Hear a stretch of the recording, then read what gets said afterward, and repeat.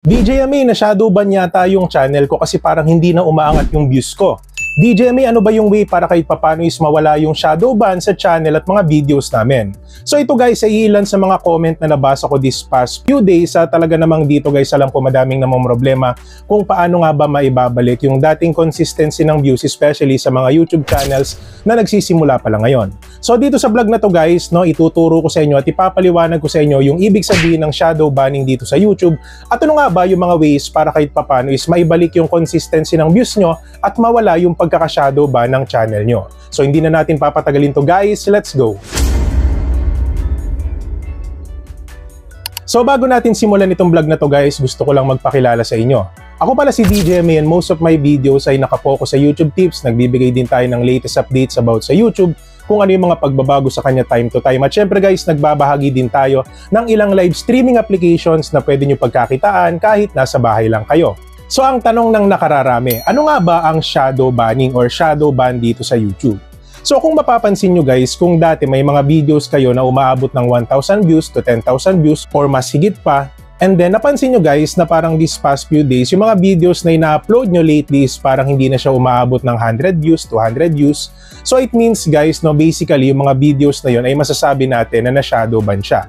Lalo na kung consistent yung mga videos na ina-upload nyo, but at the end of the day, hindi man lang siya lumalagpas ng 10 views or sabihin natin 100 views. So guys, yung shadow ban guys, parang nalilimitahan yung mga videos nyo na lumawak yung reach. So kumbaga hindi siya masyado nire-recommend ng YouTube at kakaunti lang ang nakakakita ng videos or shorts na ina-upload nyo dito sa YouTube. So kalimitan guys, sa mga channels na sabihin natin na shadow ban, isang nakakakita lang na mga uploads nila is sobrang limited, like yung mga public subscribers lang nila. But sabihin natin na para i-recommend siya ni YouTube sa mas malawak na reach is katulad nung sinabi ko guys, is sobrang limited siya. So kaya guys, kaya ginamit yung term na shadow ban is parang nalilimitahan yung mga viewers or yung potential audience na pwedeng makakita ng videos or shorts na ina-upload nyo dito sa YouTube. So nagre-resulta siya para hindi na umangat ang views ng isang video or shorts na ina-upload nyo. At ito na nga guys, hindi na natin papatagalin. So DJMA, ano ba yung iba't ibang paraan para kahit papano is mawala yung pagkaka-shadow ban ng videos at channel namin dito sa YouTube? So disclaimer guys, bago natin sabihin itong mga tips natin para sa inyo, lalo na dun sa mga channels na sa tingin nyo parang na-shadow ban kayo, is ito based sa experimental, sa mga kakilala natin, and of course dun sa mga kaibigan ko sa YouTube na nag-try ng iba't ibang ways para kahit papano mawala yung pagkaka-shadow ban nila or bumalik yung consistency ng viewership nila dito sa YouTube. So yung pinakauna guys is pwede kayong magpahinga like 2 to 3 days na huwag kayong mag-upload. So pwede nyo subukan yun guys, but it will not guarantee na mawawala yung pagkaka-shadow ban nyo. Kasi may mga content creators naman na hindi sila nagpapahinga, basta tuloy-tuloy lang yung post nila and still bumabalik naman yung taas ng viewership nila. So nakadepende po yan sa inyo guys kung gusto nyo magpahinga kasi alam naman natin yung feeling na consistent tayo sa uploads natin but at the end of the day parang wala na yung views kasi nga na-shadow ban tayo. So kumbaga guys, yung pinakang una is suggestion ko lang sa inyo na pwede kayo magpahinga ng 3 to 4 days pero it doesn't require na gawin nyo talaga siya. So pwede nyo tuloy-tuloy pa rin kayo at mapapansin nyo naman yun guys na babalik at babalik talaga yung viewers nyo dito sa YouTube. So yung pangalawang advice ko sa inyo guys is pwede nyong ibahin yung video upload schedule nyo. Like for example guys, madalas kayo nag-upload like 5 to 6 PM Pilipinas time. Okay, so yun yung kumbaga sinusunod yung oras ng pag-upload ng mga videos and shorts nyo. So guys, pwede nyo siyang baguhin like try nyo mag-upload like 1 to 2 times a day. So like twice a day guys, yung isang upload nyo sa umaga, yung isa naman is any other time ng hapon, basta wag dun sa same upload na ginagawa nyo. Okay? So kumbaga guys, dito maobserbahan nyo kung may pagbabago dun sa viewership, kung tumataas ba yung views nyo pag nag-upload kayo sa umaga or ganun pa rin yung viewership nyo pag nag-upload kayo sa hapon. So dito guys, makikita nyo yung pinakang best result pag nag-upload kayo ng 1 to 2 times a day, like yung isa sa umaga, yung pangalawa naman guys is sa hapon or gabi nyo i-upload. Basta guys, wag nyo muna susundin yung pinakang time scheduling nyo. Okay, at least guys, consistent pa rin kayo doon sa mga videos na ina-upload nyo. Isa ka bang live streamer and agent ng Bigo Live App or Popo Live App na naghahanap ng murang bilya ng coins, diamonds, or gems? I suggest guys na dito kayo mag-recharge sa CocoDP. At guys, may mga games din dito like Mobile Legends, Genshin Impact, PUBG Mobile at meron din po ditong Ragnarok Origin at madami pang iba. So dito guys, ituturo ko sa inyo kung paano kayo pwede makapag-top up sa Popo Live App by using the CocoDP platform. So una guys, ilagay nyo po yung user ID nyo sa Popo Yung step number 2 naman guys, pumili kayo ng package na gusto nyo. Yung step number 3 naman guys is pumili kayo ng payment method, and I suggest guys gumamit kayo ng KuCoin. Kasi sa KuCoin payment method guys, maximum of 1% ang pwede nyo makuha dito. At yung step number 4 guys, huwag niyo pong kakalimutan yung email address nyo. At yung last step guys, click buy now. So guys, wala pang 1 minuto, marireceive nyo na po yung email ng pagbili nyo. At syempre guys, marireceive nyo na agad yung coins doon sa application or doon sa accounts nyo. And by the way guys, for more info, visit CocoDP today. So yung pangatlo guys, try nyo pong ibahin yung format ng thumbnails nyo, try nyo din ibahin yung format ng inyong tagging sa mga videos nyo, or sabihin natin guys, yung pagko-construct nyo ng title sa mga videos nyo or shorts nyo is pwede nyo pong ibahin. Okay, kasi alam naman natin guys, bilang content creator, is gusto natin na organize tayo, di ba? So alam naman natin yan guys, tinuturo natin yan sa inyo, na always dapat lagi nyo nga ayusin yung tagging nyo, dapat lagi nyo nga ayusin yung pag-construct ng title nyo. Pero sa pagkakataon na to guys, kung napansin nyo na parang na-shadow ba na po yung mga videos nyo, or sabihin natin hindi na po talaga umaangat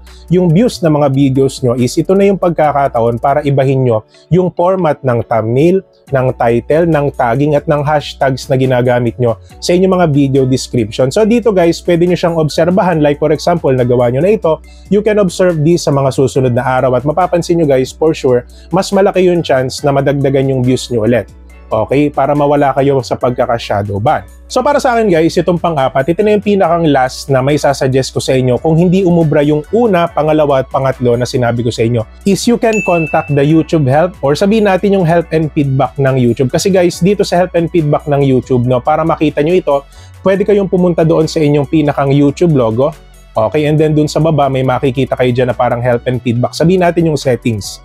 Okay, pero guys, dito makikita nyo na po mismo yung pinakang feedback ng YouTube. So guys, pag ni-reach nyo po yung help and feedback ng YouTube, so dito guys, pwede nyo pong erase yung concern nyo about sa pagkaka-shadow ban ng mga videos nyo. So dapat guys, meron kayong mga screenshots or pruweba ng mga viewership nyo dati, and then suddenly biglang nag-drop siya ng gano'n na lang. So parang sobrang bumaba na yung views nyo. So dito guys, mapapatunayan nyo na kahit papano is talagang na-shadow ban kayo dito sa YouTube. At ang YouTube naman guys, ang maganda dito, na nagre-reply naman agad sila. So kumbaga hindi nila ini-snub yung mga issues natin dito sa ating mga YouTube channel.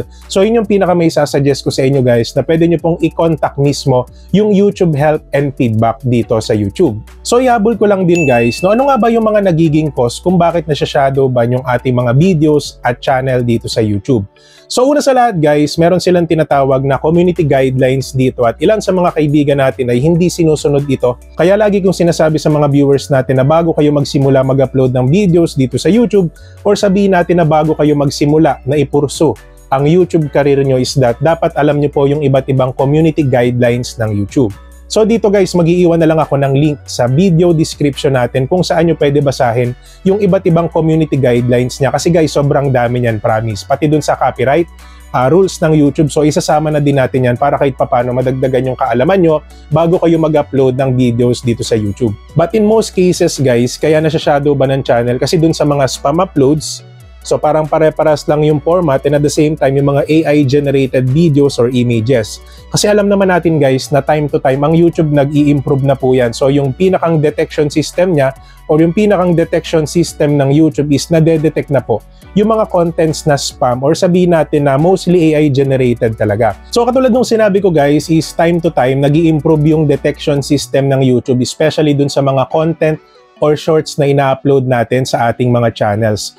And lately guys, may mga content creators din kasi na may mga videos sila na even though in-upload nila yun ng sobrang tagal na, but still ngayon guys, na-detect na ni YouTube yung paglabag nila dun sa tinatawag natin na community guidelines because of their exaggerated thumbnails and misleading context na nag-result para kahit papano tanggalin ni YouTube yung mga videos nila. So guys, kaya itong pagkaka-shadow ba ng channel nyo, para sa akin, isang warning siya na kung nangyari na to sa inyo, ibig sabihin may nilalabag kayong rules sa community guidelines ng YouTube. So kung alam nyo sa sarili nyo guys na parang na-shadow ban kayo, edi ibig sabihin may nalabag kayo sa community guidelines ng YouTube. So kumbaga warning lang siya para sa inyo. At ito na yung pagkakataon guys para ibahin nyo yung format ng content nyo or yung mga shorts na ginagawa nyo dito sa YouTube. At kung sa tingin nyo guys, madami kayong natutunan sa vlog natin today, don't forget to subscribe our channel, DJMA, for more videos like this. At syempre guys, hindi naman mawawala yung ating pa-shoutout sa ating mga solid viewers na laging nag-aabang ng ating mga videos lately. At ayun guys, gusto ko lang humingi ng sorry sa inyo kasi guys, medyo natagalan ulit tayo mag-upload, parang 6 days ago bago ulit nakapag-upload si DJ May. At yun lang naman, at syempre guys, gusto ko rin magpasalamat sa ating mga exclusive members na nagpa-member last month at this month guys, no? So mega love shoutout po pala sa inyo. Dun sa mga nagtataka bakit ko sila pineplex guys, yun yung pinakang perks na makukuha ng mga members natin na every end of our videos, ipeplex natin sila sa ating mga videos at meron po silang one-time community post sa mga members natin, monthly po yan, ano? So kumbaga guys, yung membership ko dito murang-mura lang, $1 per month lang po yung presyo ng ating membership sa ating channel. And kung sa tingin nyo guys, medyo nabitin kayo sa vlog natin today, so pwede nyo pong panoorin yung collaboration ng Shopee at ng YouTube Shopping. At for sure guys, madami kayong matututunan sa vlog natin na ito, lalo na kung paano nyo pwede makuha yung maximum 4,000 pesos discount nila ngayon sa Shopee. At syempre guys, yung DJ May YouTube Tips playlist, wag nyo din po kakalimutan para kahit papano. Kung medyo nabitin kayo sa vlog natin today, mas marami pa po kayong matututunan sa mga vlogs natin dito sa playlist na to. So yun lang naman guys, maraming salamat sa panonood and God bless po sa ating lahat.